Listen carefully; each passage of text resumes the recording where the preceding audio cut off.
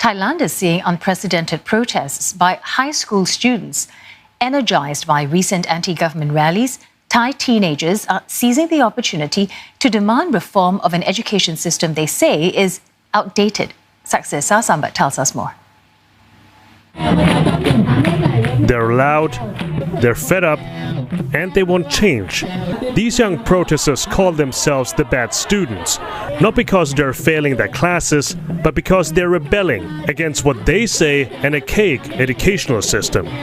Protests are nothing new to Thailand. Recent history is full of such examples. What is new is that the school students are taking it to the streets. While they are supporting the university students' demands for a better democratic country, they have their own sets of demands for a better future of themselves. The teenagers are seizing the opportunity to protest, following in the footsteps of older students who have staged several rallies in the last few months, calling for widespread political reforms. Many schoolyards in Thailand have become staging grounds for open displays of dissent. Among them the trademark three-finger salute that's become a symbolic gesture of defiance against authority. The young students say they want an education that gives them a future. บอกว่าจะพัฒนาการศึกษาครับก็คือเหมือนกับว่าเขายึดอำนาจเข้ามาแล้วเขาก็พูดว่าเนี่ยแบบเดี๋ยวจะพัฒนาการศึกษานะจะทำให้ดีขึ้นแต่เราเห็นทุกอย่างมันถดถอยลงแล้วตอนนั้นนะครับเราก็ทนมาเรื่อยๆจนตอนนี้ครับเราไม่ไหวแล้วจริงๆเพราะว่าประเทศไทยมันไม่พัฒนาไปไหนเลย Thailand has consistently scored poorly in international rankings across major subjects such as reading, mathematics, and English. The most recent results of a global assessment by the OECD of 15-year-olds show Thai students are below average compared to their counterparts in 79 other countries. This is despite the relatively large investments that successive governments have put into the education system, but with little to show for it. Critics say that's mainly due to an outdated curriculum and the almost obsessive need that many schools have for order and discipline.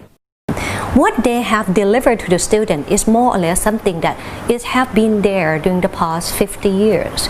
The discipline, the order, but for delivering the knowledge and what would give them the tool to fight with the real world is totally disappear in the meantime. So this is, I think, is one of the problems that you have put a lot of effort to reform, but it's not reached the expectation of the younger generation. Which brings us back to the protest over the weekend outside the Ministry of Education in Bangkok, the second by teenage students within a month.